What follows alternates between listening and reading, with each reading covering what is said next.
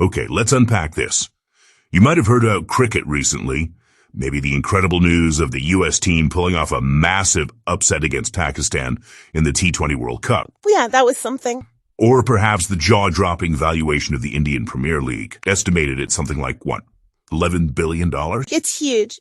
Any one of those facts on its own is pretty remarkable. It really hints at a sport with significant global reach and influence. Right. But when you look at them together, they point to a story that goes far deeper and is much more complex than just a game played on a patch of grass. It's, a narrative woven with history, economics, geopolitics, and culture. Exactly. And today, we're taking a deep dive into that multifaceted world of cricket. We're going to explore its astonishing history, the sheer economic power it wields globally, its surprising resurgence in unexpected places. Like the U.S. Yeah, and the significant role it plays off the field, extending well beyond the boundary ropes. We've gathered a stack of fascinating material for this exploration, reports detailing the massive economic impact of major leagues and tournaments, historical accounts that really challenge common perceptions, insights into how cricket is employed as a tool for diplomacy and national unity, and explorations of its growth in new territories, particularly in the United States. So our mission is to unpack all this source material, to guide you through what's most important and interesting within it. We want to understand how cricket transformed from, a pastime in a few corners of the world into this global phenomenon. Yeah. What truly fuels its enormous economy, and why it holds significance in surprisingly important ways, from shaping national identity to influencing international relations. Think of this deep dive as your shortcut to becoming genuinely well-informed about the diverse and powerful world of cricket. Whether you're someone who follows the sport passionately or, you're encountering these ideas for the first time, will help you connect the dots and grasp the key insights from this material. Let's unpack this. So when you look at the sources and try to find a starting point for understanding cricket's modern trajectory, especially its ascent to global prominence, you almost have to begin with a legendary moment of triumph that captured the imagination of millions. And the material points directly to one specific event: India's victory, completely against the odds, in the 1983 Cricket World Cup. It really is the quintessential underdog story in the sport, and the context is vital here. Heading into that tournament in England, the expectations for the Indian team were, extraordinarily low. Right. The reports from the time suggest that practically nobody gave them a realistic chance of winning, certainly not against the dominant forces of the era, like the West Indies. Some accounts even describe parts of the team being in a somewhat relaxed, almost holiday mood before the tournament began. A holiday mood before World Cup. Exactly, which just underscores the level of expectation or, the lack thereof. That tells you everything about where they stood in the global pecking order at the time. They weren't seen as contenders, not even close. But right for the first ball, things felt different, didn't they? They did. India made a brilliant start, notably securing a surprising win against the two-time defending champions and overwhelming favorites, the West Indies, in their very first game. Beating the mighty Windies first up. Yeah. That opening victory was more than just a win. It was like a statement that defied the narrative. India batted first and posted a respectable 262. Yashpal Sharma played a crucial innings, top scoring with 89 runs, really anchoring the middle order and giving the bowlers something to defend. Okay. Then the bowling attack stepped up. Ravi Shastri and Roger Binney were particularly effective, each picking up 3 wickets to help dismiss that formidable West Indies lineup for 228. To beat the reigning champions in the first match, that immediately shifted the energy. And interestingly, the sources note that wasn't the only upset that happened that very same day, adding to the sense that this tournament might be different. Exactly. In another match on that same day, Zimbabwe, who were newcomers to the World Cup stage, managed to defeat Australia. Wow. So you had these 2 results that immediately injected an element of unpredictability into the tournament. And for India, it provided that early glimmer of hope that maybe, just maybe, they could exceed expectations and potentially get past the group stage, which had been their goal. They managed to build on that momentum initially, didn't they? Yes. They followed up the win against West Indies with a second victory, this time against Zimbabwe. Madan Lal was the standout bowler in that match, taking 3 wickets for just 27 runs, keeping Zimbabwe's score in check. Figures. And behind the stumps, wicketkeeper Syed Kamani had a brilliant day, taking 5 catches, showcasing the team's improved fielding standards. In the chase, Mohinder Amarnath and Sandeep Patil stitched together a vital 79-run partnership that guided India towards the target. These two wins put India unexpectedly at the top of their group initially, which was huge for them. Which, given the pre-tournament predictions, was genuinely astonishing. But then came the wobble. Just when optimism was building, they hit a significant rough patch, losing 2 matches consecutively. A reality check, perhaps. First, they faced Australia again and were soundly beaten. Australia posted a daunting target of 321, with significant contributions throughout their batting order, including a century. India, in response, just couldn't cope with the pressure and the bowling attack, collapsing to be all out for only 158 runs. It was a stark reminder of the gap that supposedly existed between them and the top teams. And then they had to face the West Indies again, who by this point were probably starting to find their dominant stride after that initial surprising loss. Precisely.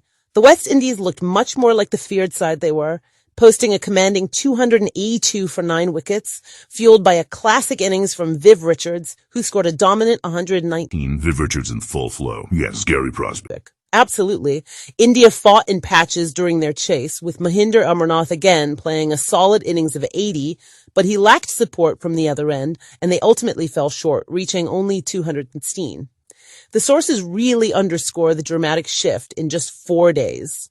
From being group leaders after 2 wins, India suddenly found themselves staring at a potential early exit from the tournament. And this is the moment where the legend of Captain Kapil Dev truly takes center stage. Facing Zimbabwe again in what was effectively a virtual knockout match at Tunbridge Wells, the situation for India batting first was, to put it mildly, desperate. Dire is absolutely the word. The start of the innings was an absolute collapse. India's top order just crumbled against the Zimbabwean bowling attack, and they found themselves in an unimaginable situation. 9 runs for the loss of 4 wickets. 9 for 4. 9 for 4. It was looking like an early flight home. That's when Kapil Dev walked to the crease. And what happened next is one of the most iconic moments in the sport's history. He played an innings that is still talked about with reverence today, isn't it? Without question, Kapil Dev single-handedly turned the tide and bailed the team out of an impossible situation. He played an innings of sheer brilliance and aggression, scoring an unbelievable 175 runs, not out off just 138 balls. Incredible striking. The sources highlight the destructive nature of his knocks, studded with 16 fours and 6 sixes. It wasn't just a great innings, it was a rescue mission, a defiant stand that didn't just win that specific match, but, as the reports vividly describe, breathed a new lease of life into India's entire World Cup campaign. Just galvanized the team. That performance seems to have unlocked something within the squad. They got that crucial momentum back. They did. Riding the wave of Kapil's heroics, they went into their next virtual knockout match against Australia with renewed belief. This time, it was more of a collective batting effort. While there wasn't one massive individual score, valuable contributions from all the batters helped them post a competitive total of 247. Okay, a team effort. Then, the pace trio, Madame Lawn, Roger Binney, and Balwinder Sandhu were outstanding with the ball, bowling Australia out for a relatively low score of 129. Against all expectations, they had fought their way into the semifinals, where they faced the home side, England, who had been playing very well throughout the tournament. That must have been daunting. A formidable challenge indeed, playing against the hosts in front of their own crowd. England got off to a solid start in their innings, reaching 141 for 3 wickets. But then, Captain Kapil Dev turned to Mohinder Amarnath to bowl. Amarnath again. The sources note that Amarnath was brought in specifically to put the brakes on the scoring rate, and he did far more than that. He bowled with excellent control, stifling the English batters and crucially taking the wickets of their top scorer in the tournament, David Gower, and the dangerous Mike Gatting. Those dismissals were key and effectively derailed England's innings then. They were. England lost momentum and were eventually bowled out for 213 runs, a total India felt they could chase. In the chase, openers Sunil Gavaskar and Chris Srikanth provided a sensible, solid start. Then Amarnath again showed his value with the bat, scoring a crucial 46 runs. He was everywhere in these knockout games. Absolutely. Half centuries from Yashpal Sharma and Sandeep Patil provided the finishing touches, seeing India home comfortably with overs to spare. A place in the final against the West Indies once more was secured. The mighty West Indies, two-time champions, the undisputed kings of world cricket at the time, and heavily favored. They were the overwhelming favorites going into the final at Lord's. India was asked to bat first on a green-tinged pitch facing what was arguably the most fearsome bowling attack in the world. Roberts, Garner, Holding, Marshall. Terrifying. That is exactly. As the sources grimly detail, but weren't many scenarios where India was expected to score big against that lineup in those conditions. They were bundled out for a meager 183 runs, with Shukent again top scoring with 38. It was a very low total for a World Cup final. Yeah, seemed nowhere near enough. Seemingly nowhere near enough to challenge the powerful West Indies batting order. But despite the low score, the spirit in the dressing room wasn't broken. The sources capture this crucial moment. They do. Captain Kapil Dev delivered an inspiring message to his team during the innings break. He looked at the score, looked at his players, and reportedly told them, "Team, if this is not a winning total, then it's definitely a fighting total." A fighting total like that. A call to arms, urging them to believe they could still defend it. In fact, they did. They absolutely did. The bowling effort was magnificent. Balwinder Sandhu struck early, getting the key wicket of Gordon Greenidge, bowling him with an in-swinger that came back sharply. Great start. But then Viv Richards, the most feared batter in the world, came to the crease and counterattacked aggressively. He looked like he was taking the game away from India single-handedly, hitting 7 boundaries rapidly, including 3 and 1 over bowled by Madan Lal. Hope for India seemed to be fading fast. Oh dear. Richards on the rampage. But Madan Lal, despite being hit for runs, felt he could get Richards. Really? After being hit like that? This is one of the moments etched in Indian cricket folklore. Kapil Dev recounted later how Madan Lal, after being hit, was adamant he should bowl another over. He apparently literally snatched the ball from Kapil Dev's hands, insisting he be given the chance. Wow, gutsy. And in that very over, his persistence paid off in the most spectacular way. Richards attempted a hook shot but didn't connect cleanly, and the ball flew high towards mid-wicket. Captain Kapil Dev, running back with the flight of the ball, took an absolutely phenomenal, perhaps career-defining catch. The catch. I've seen replays of that. Incredible athleticism. Absolutely. That dismissal, getting the most dangerous batter out when he was dominating, was the pivotal, game-changing moment. The turning point. Suddenly, the mighty West Indies found themselves in unfamiliar, vulnerable territory at 66 for 5 wickets. And unlike India, who had Kapil Dev to pull them out of their early collapse, the West Indies couldn't recover from losing Richards. Jeff Dujon and Malcolm Marshall put up a bit of resistance with a partnership, trying to delay the inevitable. But Mohinder Amarnath, completing a remarkable individual tournament, came back with the ball to systematically clean up the remaining wickets, sealing the historic 43-run victory and the World Cup title for India. Unbelievable. And Amarnath had that incredibly rare distinction in the knockout stages, didn't he? Yes, he was named the player of the match in both the semi-final against England and the final against West Indies. It's a feat that has only been matched once since in World Cup history by Aravinda de Silva in 1996. It just highlights his immense contribution with both bat and ball in those crucial games. Just immense. And that moment, Kapil Dev lifting the World Cup trophy on the balcony at Lord's. It transcended the sport, didn't it? Yeah. Oh, absolutely. The images captured that day became iconic.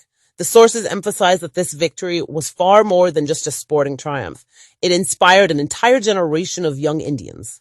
Cricketers who would go on to become legends themselves, like Rahul Dravid and Sachin Tendulkar, have spoken about watching that win and being dared to dream that they too could achieve something similar. Changed everything. And Clive Lloyd, the gracious West Indies captain, famously acknowledged the significance after the final, stating, "Indian cricket has arrived, and it's here to stay."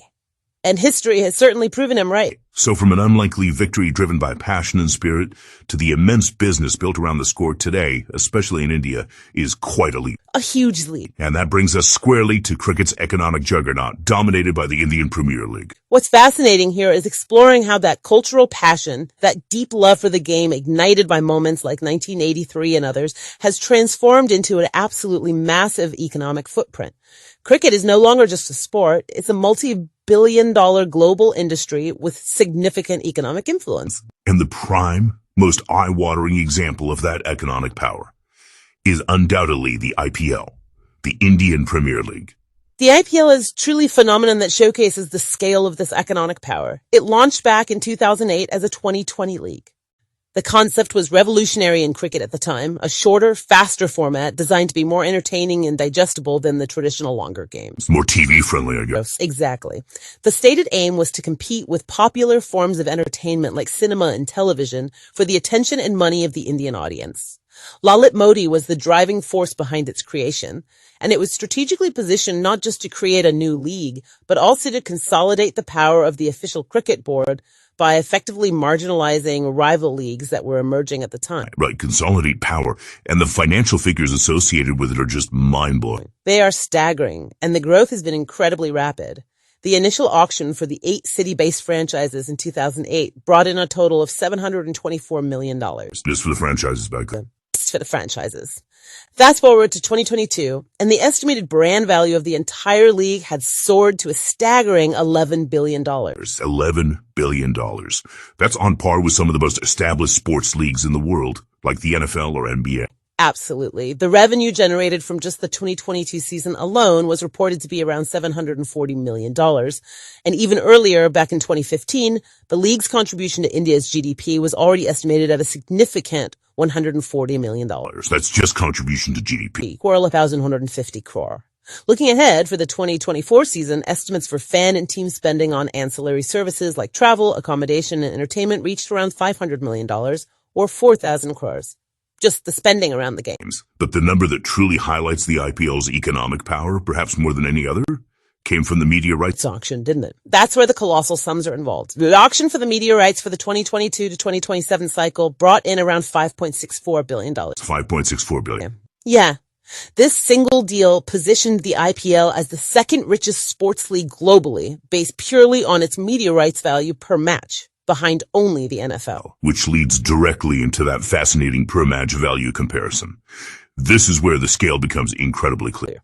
It really puts the IPL's financial muscle into perspective relative to the number of games played. The sources estimate that each individual IPL game is worth more than $15 million based on that media rights deal. $15 million per game. Now, if you compare that to other major global sports leagues, the NBA's per game media value was around $2 million in 2019 and maybe closer to $9 million by 2023, based on some sources.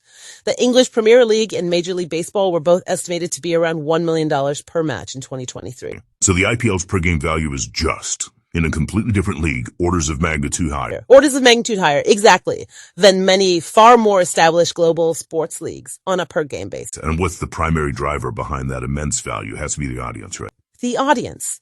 It all comes back to the sheer scale of the market and the passion within it. India has a population of 1.4 billion people with a rapidly expanding middle class that has increasing disposable income and access to media. Yeah. The viewership numbers are simply astronomical. The league attracted nearly 1.2 billion viewers in its very first season, showcasing its immediate appeal. 1.2 billion first season? Yeah. Currently, it still attracts over 500 million viewers per season, and the 2023 final was reported to be the most streamed live event globally ever, with over 32 million concurrent viewers on one digital platform alone. Incredible numbers. And the IPL is also broadcast to over 120 countries, extending its reach far beyond India.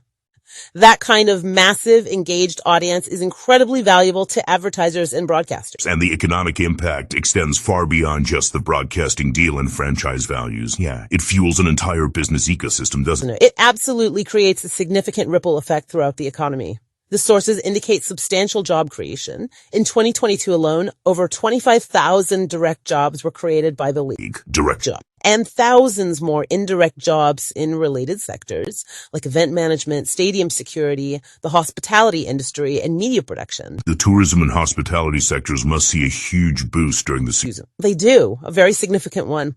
Local businesses, especially hotels and host cities, report substantial increases in bookings.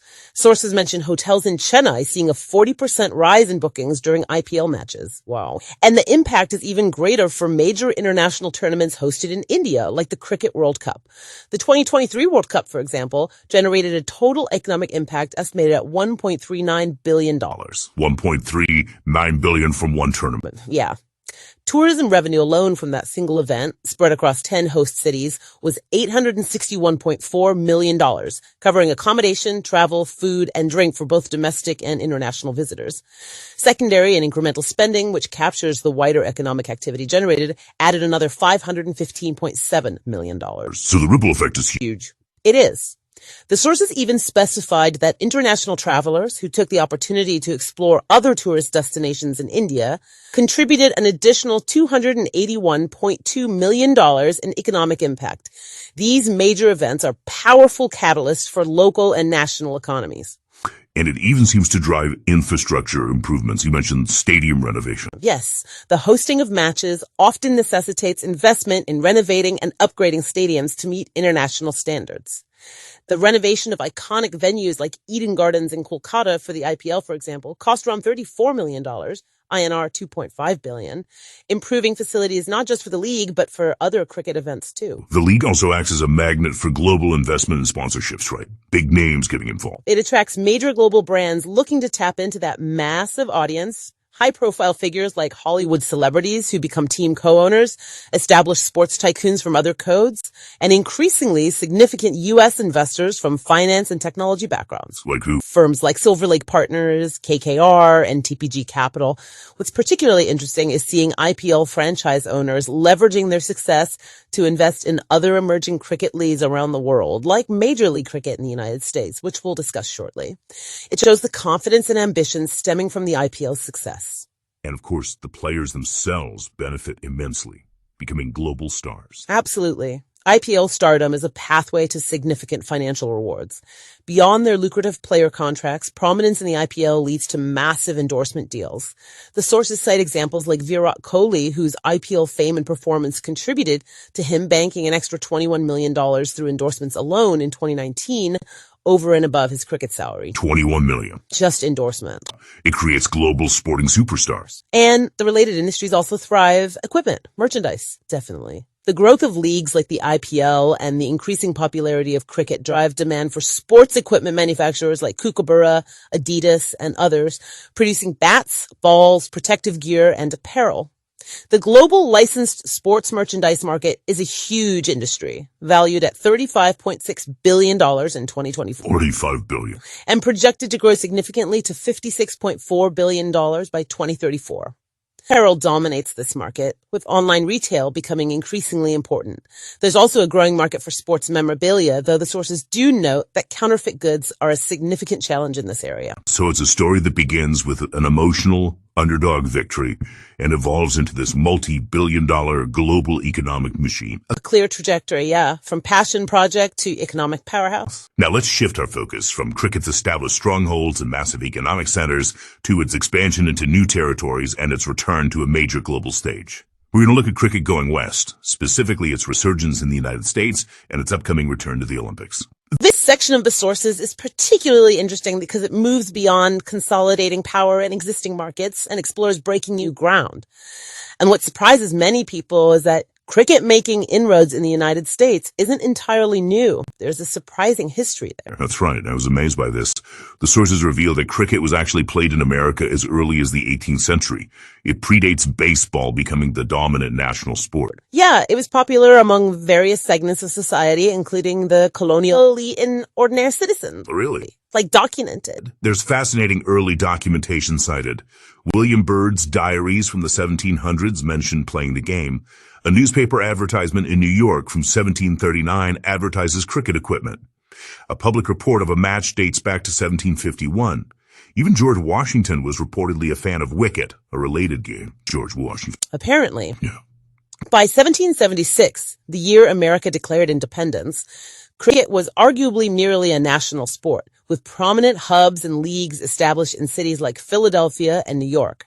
The sources even suggest that Benjamin Franklin, while in England in the 1750s, brought back books containing early rules of the game, influencing its development in the colonies.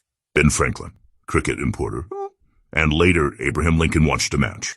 He's reported to have watched one in 1849, so it has this deep somewhat forgotten American history. So if it was that popular, how did it fade away and lose its prominence? What happened? Well, the sources attribute the decline primarily to the rise and increasing popularity of other sports that were developing around the same time or slightly later: baseball, American football, and basketball. These sports just captured the national imagination and resources. And cricket gradually lost its mainstream appeal, almost disappearing from the American sporting landscape by the early 20th century. But now we're seeing a definite resurgence, especially over the last decade or so. What are the key factors driving this comeback in the U.S.? Several factors are converging. A primary driver is immigration. Significant and growing communities from cricket-loving countries, particularly India, Pakistan, the West Indies, and England, have settled in the U.S. They've brought their passion for the game with them, forming leagues and clubs. So the diaspora effect. Exactly. Some of these leagues have deep roots, like the Greater Boston League, which dates back to 1902, showing that the flame never entirely had died out. These communities are instrumental in reestablishing the sport and introducing it to new generations. And the format of the game itself seems to be more appealing to an American audience used to fast-paced sports, right? The T20 format. Absolutely. The 2020 T20 format, with its shorter duration, emphasis on big hitting and quick results, is much more accessible and appealing to American fans accustomed to the pace of baseball, basketball, or football. The success and entertainment value of the IPL, which we just discussed, has also influenced this perception. It's seen as a better fit for the American sports consumer. And then came Major League Cricket, the professional league that launched recently. That feels significant. Major League Cricket, or MLC, is described in the sources as a significant game changer for cricket in the U.S. It provides a professional, high-profile platform for the sport, offering credibility and attracting significant attention. And it's got serious backing. It's backed by substantial investors, including some of those major players we mentioned earlier, owners of IPL franchises and prominent Silicon Valley tech moguls. Its existence, even though it's only been around for about 2 years, elevates the status of cricket in the U.S. There's also growth happening at the grassroots level, with youth programs expanding rapidly. Exponential growth, according to the sources. They highlight initiatives like Raghu Sridhar's Cricket Academy in New England, which is bringing the sport to kids who might never have encountered it otherwise. That's key for the future. It is. The sources share anecdotes about American kids discovering cricket, sometimes serendipitously in gym class, finding they enjoy the skills like hitting and catching, and then their parents, seeing this interest, Googling youth cricket to find programs. This organic growth is vital for long-term sustainability. And the U.S. national team recently provided a moment that put U.S. cricket firmly on the map, as one source put it. That win over Pakistan. Yeah, that win against Pakistan in the T20 World Cup in June was a shock to the wider cricket world and a huge boost for the game's profile in the U.S. It demonstrated that the talent level is rising and that the U.S. team can compete on the global stage. And it highlighted some interesting player stories, too. It did. It brought attention to players like Saurabh Netravalkar, whose story is fascinating. He moved to the U.S. for grad school to study engineering, continued playing cricket as a hobby, and is now a professional player in MLC and a key member of the national team that achieved that historic upset. Great story. And other U.S. players have already started making a mark globally. Yes, the sources mention Ali Khan, who became the first American to play in the Indian Premier League, a major milestone. And Jaskar Malhotra gained international recognition for hitting 6 sixes in a single over in a one-day international match. These individual successes help raise the profile of U.S. cricket talent. Despite this momentum, there are still challenges the sport faces in the U.S., I assume. Infrastructure must be one. Definitely. A significant hurdle is the need for more high-quality infrastructure. Dedicated cricket stadiums and training facilities are still relatively few compared to traditional sports, despite MLC's efforts to build them. There's also a need for more international exposure and a consistent schedule of high-level competitions for the players to continue developing their skills and gain experience. Looking ahead, the U.S. could potentially leverage its strengths, particularly in technology, to aid cricket's growth. That's an interesting avenue the sources explore. The U.S. is a global leader in tech innovation, and this could be applied to cricket. Opportunities exist for tech-driven growth in areas like advanced analytics for performance analysis, high-tech training tools, leveraging social media platforms for fan engagement, and utilizing streaming platforms to reach broader audiences. This could potentially accelerate the sport's development and reach in the U.S. market. And this resurgence in the U.S. market ties directly into the massive news about cricket's return to the ultimate global starting stage. The Olympics. It's a huge development. Cricket will be returning to the Summer Olympic Games in Los Angeles in 2028. This marks a return after an incredibly long absence, 128 years, to be precise. 128 years. It had only been played once before, way back at the turn of the century. Correct. It was included in the 1900 Paris Olympics. And even that appearance was somewhat unusual and low-key. Only one match was played between Great Britain, represented by a club team, Devon and Somerset Wanderers, and France, represented by a team mostly consisting of British embassy staff. So, hardly a global showdown. Not really. The sources note that the players themselves were reportedly unaware it was an official Olympic event until it was retrospectively recognized years later, leading to them sometimes being humorously referred to as the ignorant Olympians. The ignorant Olympians. Cricket was planned for the inaugural 1896 Olympics and the 1904 Games, but was ultimately cancelled both times. So after over a century, why the long journey back? What changed? Why were the big cricket bodies seemingly against it for so long? For many decades, some of the most powerful governing bodies in world cricket, notably the Board of Control for Cricket in India, BCCI, and the England and Wales Cricket Board, ECB, were historically opposed to including cricket in the Olympics. That seems counterintuitive for a sport looking for global growth. Why were they against it? The sources don't provide exhaustive detail on the historical reasons, but general speculation points to concerns potentially related to scheduling conflicts with existing bilateral tours and domestic leagues, concerns about loss of control over the sport during the Olympic period, and perhaps the financial implications or perceived dilution of prestige compared to their own marquee events like the World Cup. Right, protecting their own turf. Potentially. However, over time, that stance significantly softened. The ECB withdrew its formal opposition in 2015. The BCCI, initially hesitant, softened its position and actively backed the Olympic bid from around 2020 after receiving clarifications and assurances from the International Olympic Committee, IOC, regarding the format and structure. Okay, so the big players came around. They did. USA Cricket also made inclusion in LA 2028 a stated long-term goal from 2020, recognizing its potential to boost the sport domestically. And then the process moved quite quickly to confirmation in 2023. It did. In October 2023, the Los Angeles 2028 Organizing Committee formally recommended the inclusion of cricket. The IOC's executive board accepted that recommendation shortly thereafter. The final decision was made during the IOC session held in Mumbai on October 16, 2023, where a vote was held. In Mumbai, fitting location. Very fitting. The recommendation was overwhelmingly approved, with the sources noting only 2 votes against, confirming cricket's return to the Olympic program for LA 2028. What will the Olympic tournament look like? That format. It will be played in the T20 format, which, as we discussed, is seen as more suitable for a multi-sport event with a tighter schedule and appeal to a broader audience.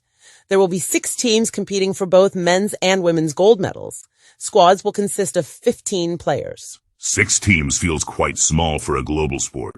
Yeah. And how will teams qualify? What about, say, Great Britain versus England? That's still being worked out, but yes, there's been considerable discussion regarding team representation, especially for nations that historically compete as separate entities but might field a combined Olympic team, like England, Scotland, and Ireland.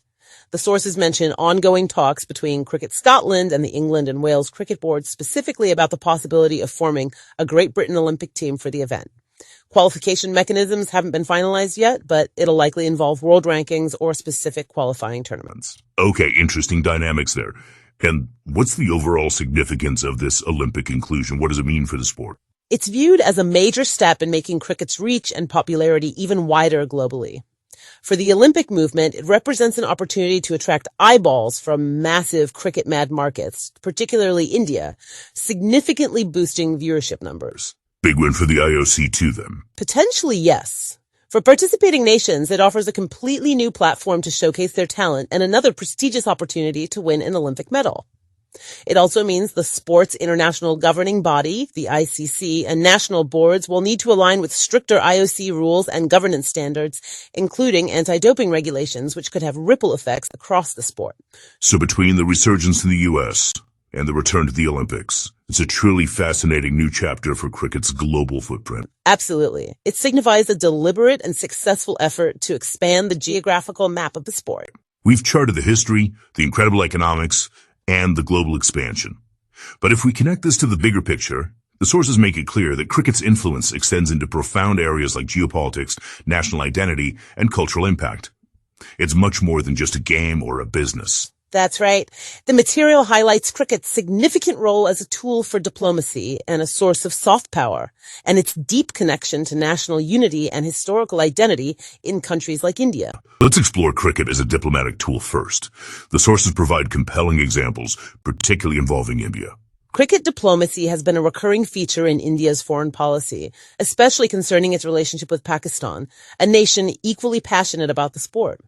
It's been used in a dual capacity, both as a channel for dialogue and peace, and as a means of expressing political displeasure or even punishment. Okay, let's break that down. How has it been used for dialogue or easing tensions? Certainly. A well-documented example is in 1987. Amidst heightened military tensions between India and Pakistan due to India's large-scale military exercise near the border, Pakistani President Zia-ul-Haq made a surprise visit to India to watch a test match in Jaipur. This visit, often referred to as cricket diplomacy, was seen as a deliberate effort to de-escalate tensions and open lines of communication through the shared love of the sport. Cricket tours and matches continued to serve as important cultural exchanges and opportunities for dialogue between the two nations through the late 1990s and 2000s at various points. But the sources also detail how it's been used to signal displeasure or as a form of political pressure, sort of the opposite. Yes, tragically, the political relationship has often overshadowed the sporting one. Bilateral cricket series between India and Pakistan have been suspended several times to protest or punish Pakistan for actions perceived negatively by India. This happened after the wars in 1965 and 1971, again during the 1990s due to India's allegations of Pakistani support for insurgency in Kashmir, following the Kargil War in 1999, and perhaps most significantly, after the 26/11 Mumbai terrorist attacks in 2008. Right. Big moments. The sources point out that India and Pakistan now almost exclusively play against each other only in international tournaments hosted by the ICC, with no bilateral series having taken place for over a decade. Pakistani players have also been largely excluded from participating in the lucrative Indian Premier League, a significant economic consequence. So a real freeze on the bilateral front. A deep freeze. Even for the 2023 World Cup in India, Pakistani fans and journalists reportedly face significant visa difficulties, highlighting how political tensions can still impede even international sporting participation. So it functions as a tool for both potential connection and pointed disconnection. Fascinating duality. Cricket was also used in a very different diplomatic context, helping South Africa return to the global stage after the end of apartheid. That's another powerful example of cricket diplomacy as a tool for reintegration and normalization.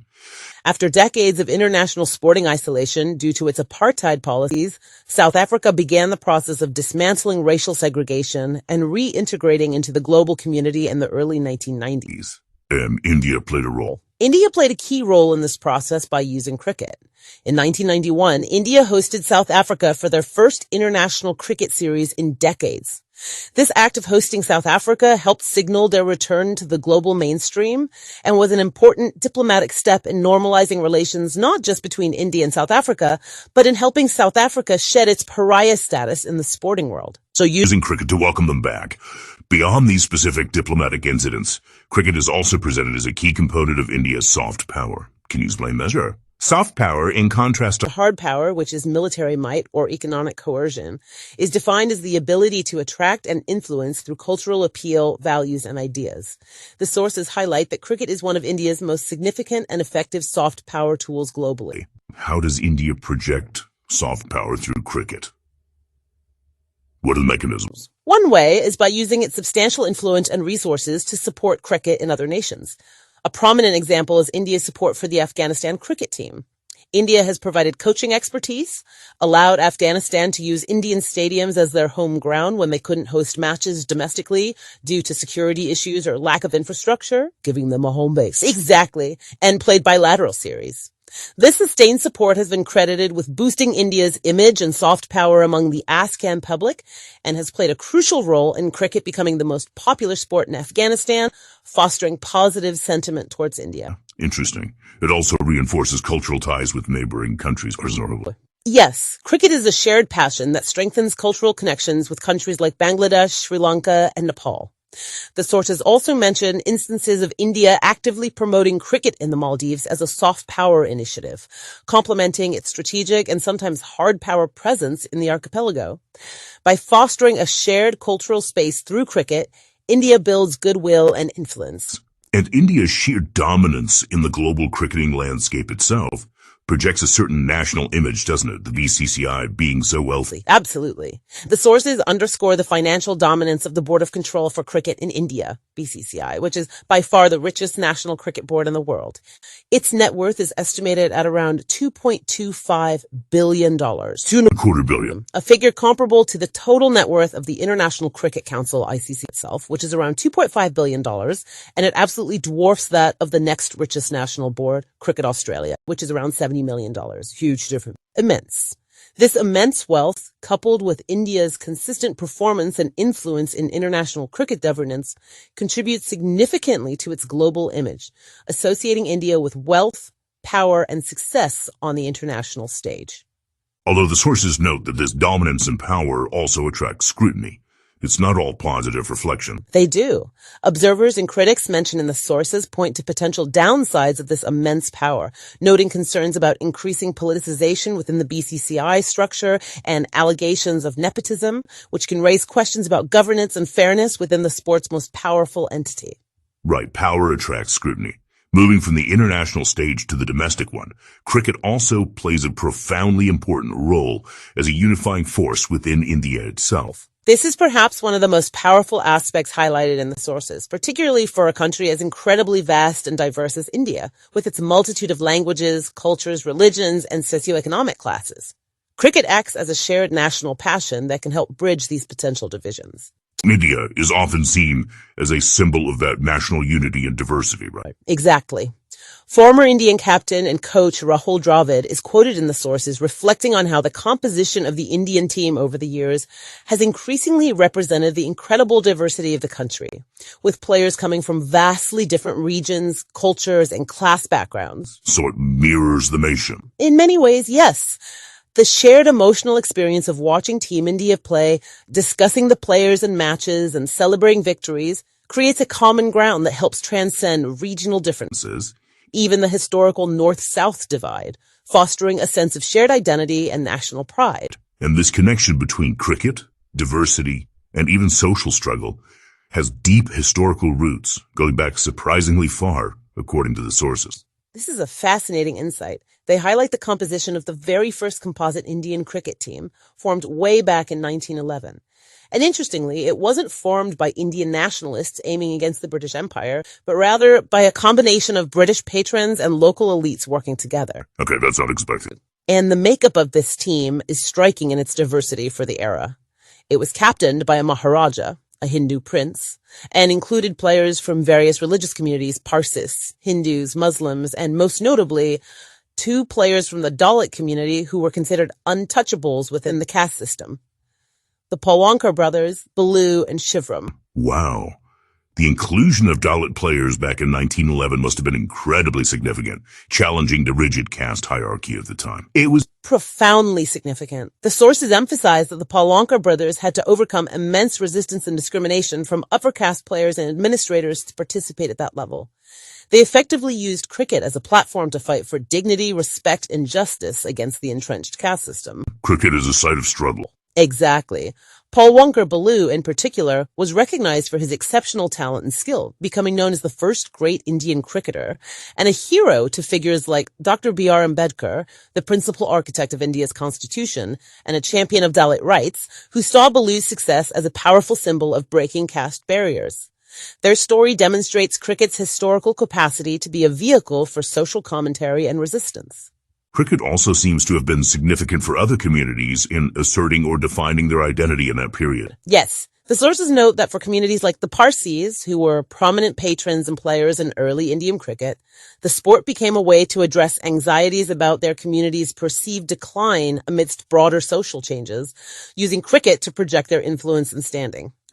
And for Muslims, particularly those associated with educational institutions like Aligarh College, cricket became an integral part of their physical education programs, used to foster a new political identity and modern values among Muslim youth. So when you look at this historical context, cricket represented diversity, social challenge, and community identity in complex ways. It painted a much more complex picture than just a game.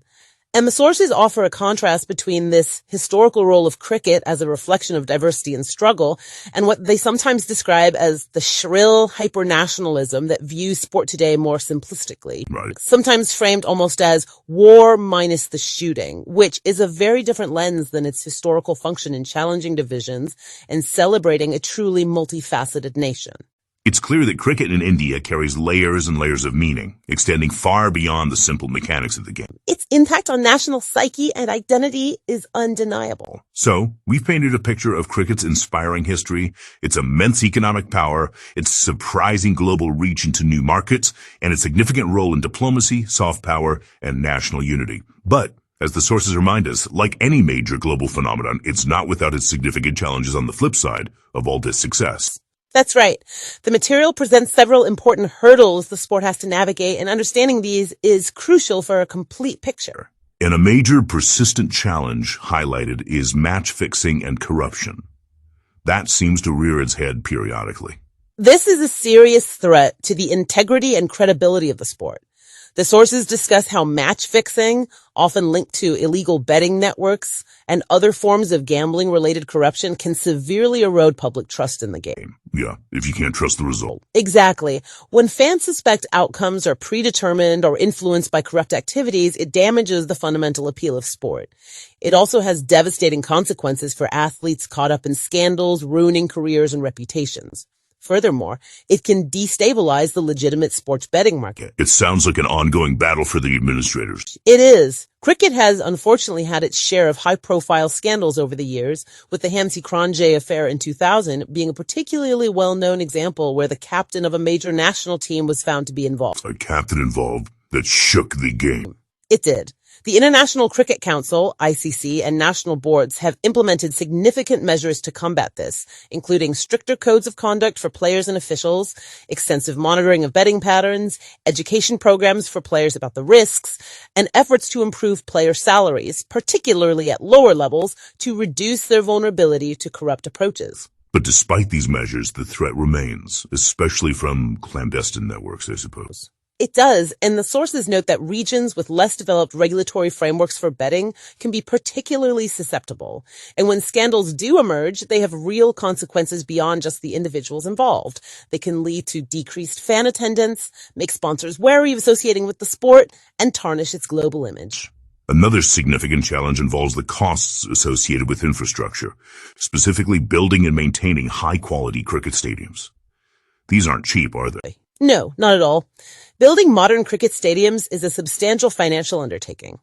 The sources provide figures suggesting construction costs alone can range anywhere from $36 million to $78 million, depending on size, location, and features. Huge sums. And beyond that initial capital expenditure, there are considerable ongoing costs for maintenance, operations, staffing, and security for these large venues. And there's often debate, particularly in developing cricket nations, about using public funds for these projects.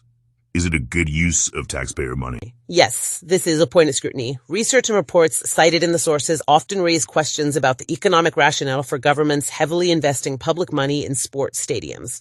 While proponents argue for benefits like job creation and economic stimulus from hosting events, studies frequently suggest that the direct fiscal returns for host cities or governments from stadium operations and associated events can be quite limited when compared to the significant public expenditures involved. So the return on investment might not be there for the public purse. Often that's the argument. There have also been criticisms raised in various contexts regarding the quality and long-term viability of temporary stadiums, sometimes constructed for specific short-term events. This brings up the broader economic concept of opportunity costs, which the sources touch on. Exactly.